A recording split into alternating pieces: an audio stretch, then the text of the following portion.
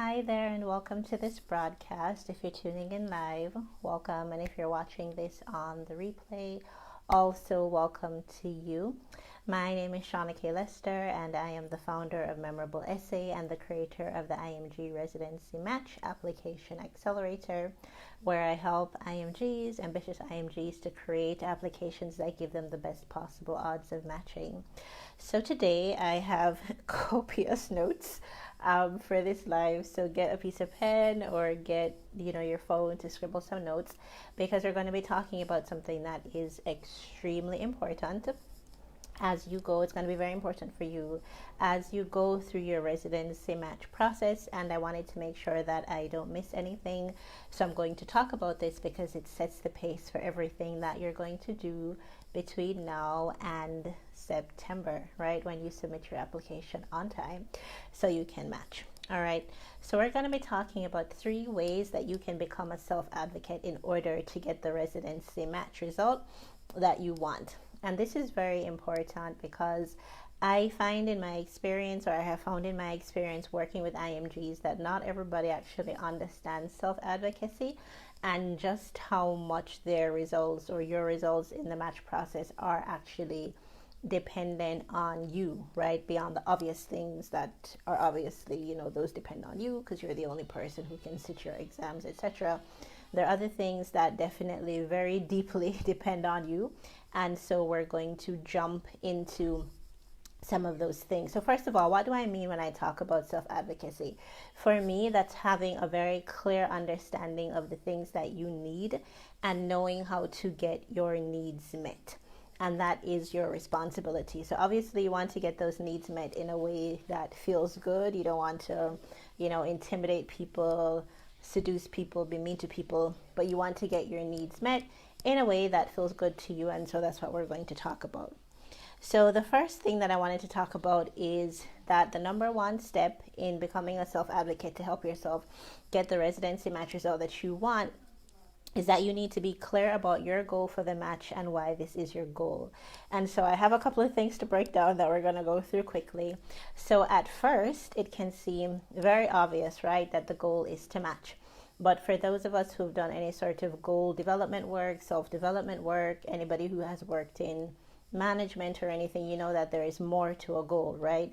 Goals don't work when they're general. So we want to get your goal to be something more specific. So the example that I have is that I want to match into internal medicine at Englewood on match day 2021.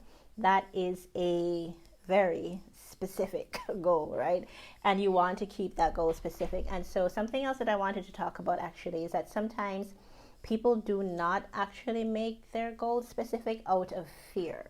So there is this fear that if I say, I want to match at Englewood, and they take 9 people, that one of those 9 persons is not going to be you. And so you prevent yourself from making a goal that is super specific so that you won't be disappointed. But there are lots of reasons that people make smart goals, that people make goals that are specific, very specific, that they're measurable, right, that they're results oriented, and that there's also like a time frame in terms of when they want to be accomplished. So you want to, in being clear about your goal for the match, you want to make a goal that is very specific so that you know exactly what you're going after. And if you're a spiritual or religious person, so that the messages that you're sending out to the universe are also very specific. Not that, I would like to match, but you are very, very clear in your mind. There's a vision of where you're going. The other thing that I find important when it comes to being clear about your goal for the match and why that is your goal is that as an IMG, you want to be clear about your desire to match on your first attempt. And this is especially true for FMGs, for foreign medical graduates who might not be depending on the match for a job because you are already in a job. So to you, it can feel like it would be a nice to have, but it's not like a life or death situation, right? So you want to be sure that your goal is to match on your first attempt.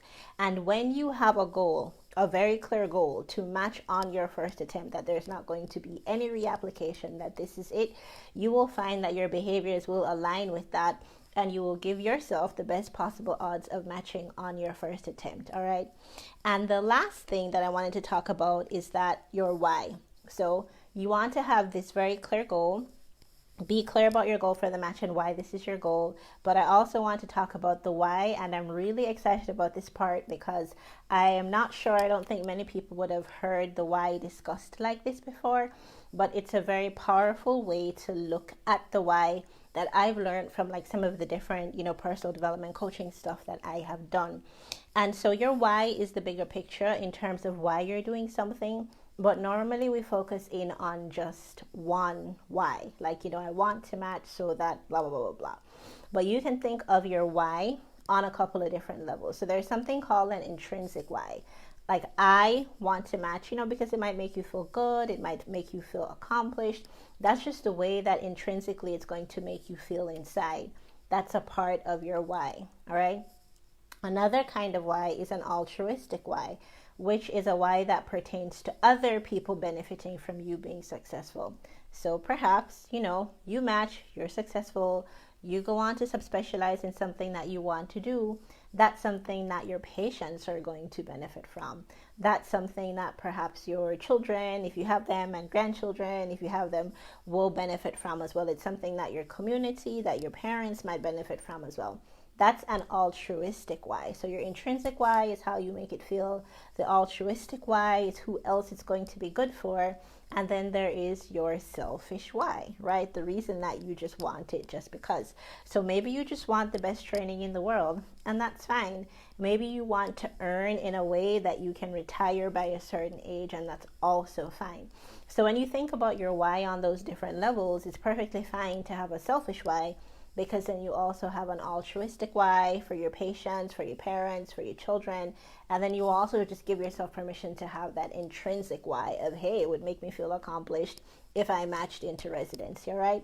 So that's our first point in terms of the 3 ways that you can be a self-advocate so that you match. You want to be clear about your goal for the match and why this is your goal for the match. All right, next up, step 2 is to identify your strengths and weaknesses going into the match process. And this is extremely, extremely important. All right.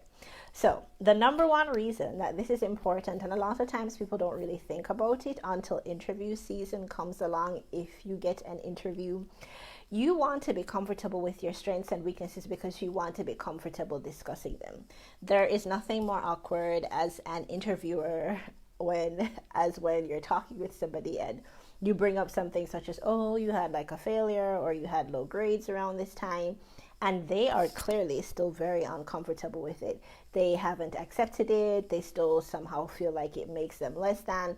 They have not processed that. And I think a part of that always is just acknowledging that, hey, I have some strengths and I have some weaknesses.